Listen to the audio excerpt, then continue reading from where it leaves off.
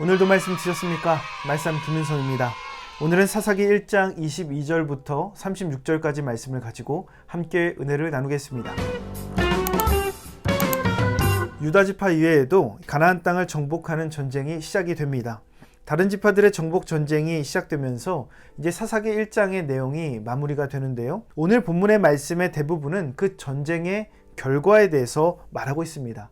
그 결과가 어땠습니까? 이스라엘 백성들은 가나안 민족을 다 쫓아내지 못했습니다. 이 내용이 1장에 기록된 것은 이제 사사기 전체 주제, 즉 이스라엘 백성들이 타락하게 된 그 원인을 말하고 있는 겁니다.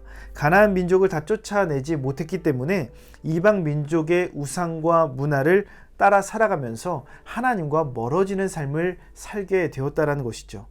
결국에 백성들이 타락합니다. 그러기에 오늘 본문이 말하는 것은 믿음의 벽의 작은 균열이 전체를 무너뜨릴 수도 있다라는 겁니다. 그러므로 믿음의 벽을 견고히 하기 위해서는 두 가지를 기억해야 됩니다. 첫 번째로 편의가 순종을 이기지 못하게 해야 합니다. 28절 말씀, 이스라엘이 강성한 후에야 가나안 족속에게 노역을 시켰고 다 쫓아내지 아니하였더라. 이스라엘이 가나안 민족을 쫓아내지 못하였습니다. 이스라엘 백성들이 시간이 지나면서 점점 더 강력해졌습니다. 그리고 그들을 쫓아낼 수 있는 힘이 생겼어요. 그런데 성경은 쫓아내지 못했다고 하는 것이 아니라 쫓아내지 않았다라고 기록하고 있습니다. 이스라엘 백성은 가나안 족속을 통치하려고 했습니다. 강제로 자신들의 노동을 그들에게 전가시켰지요. 이스라엘은 이 모습을 통해서 편리함을 얻었습니다.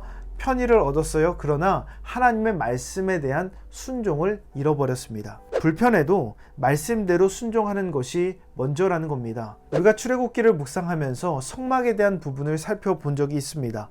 성막에 대한 내용들이 보통 복잡한 것이 아니죠.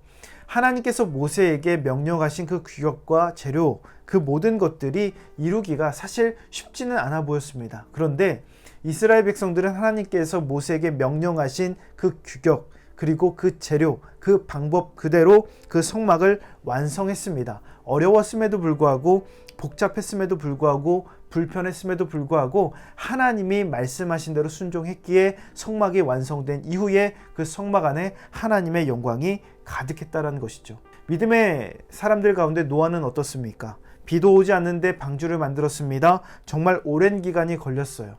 불편했습니다. 사람들의 손가락질도 받았습니다. 그런데 하나님의 말씀에 순종했어요. 결국에 노아의 가정은 구원을 얻고 생명을 얻었다는 겁니다. 편의는 잠깐이지만 순종은 영원합니다. 편의는 육체적인 편안함을 주지만 순종은 영혼의 편안함을 줍니다. 편의가 순종보다 앞서지 않게 해야 된다라는 것이죠. 두 번째로, 사람은 통제할 수 있어도 죄악은 통제할 수 없습니다. 하나님이 염려하신 것은 가나안 민족에게 지배당할까봐 염려하신 것이 아닙니다. 하나님이 염려하신 것은 그들을 정복했음에도 불구하고 그 자리에 남겨두는 것이죠. 그들이 가진 우상들, 죄악들로 인해서 하나님과 멀어지는 삶을 살게 될까봐 염려하신 겁니다. 왜냐하면 죄악은 서열이나 계급이나 통치로 통제되는 것이 아니기 때문입니다. 이스라엘 백성들이 가나안 민족을 힘으로 통제했습니다. 강제로 노역을 시켰습니다. 이것은 가능한 일이었어요. 그러나 그들이 가진 우상 또한 통제할 수는 없었습니다. 우상이 가진 문란함, 그리고 그 쾌락, 그리고 그 탐욕 등 인간 안에 가지고 있는 죄악된 본성은 통제되는 것이 아닙니다. 죄악이란 것은 상대방을 통제하는 것이 아니라 내 자신을 통제해야 되는 일이기 때문입니다. 그러기에 죄악은 오직 그리스도의 보혈로만 다스릴 수 있습니다.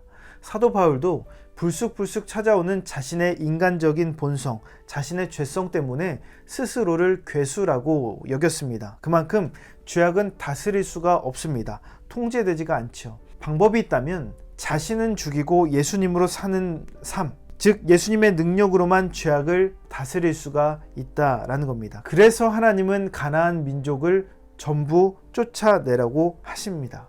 그러게 죄악은 통제할 것이 아니라 제거해야 한다라는 겁니다. 그러므로 오늘도 우리의 삶에 작은 균열이 틈타지 않도록 믿음으로 단단해져야 되고 하나님의 말씀으로 세워져야 합니다.